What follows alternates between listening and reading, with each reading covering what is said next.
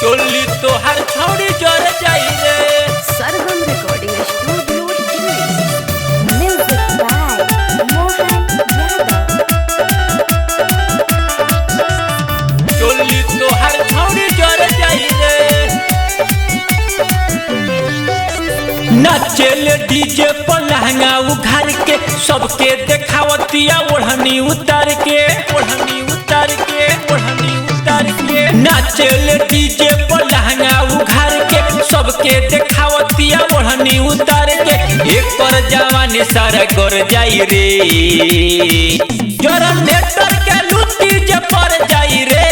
चोली तो हर छौड़ी जर जाई रे। जरा नेटर के लुटी जे पर जाई रे। चोली तो हर छौड़ी जर जाई रे।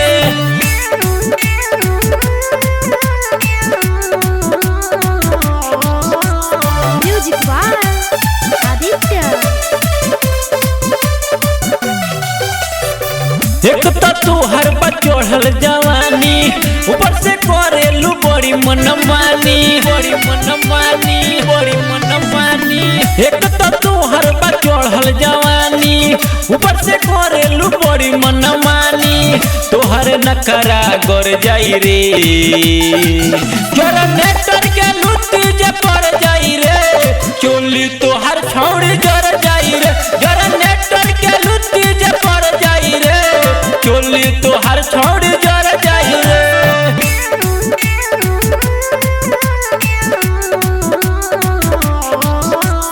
Music by Aditya.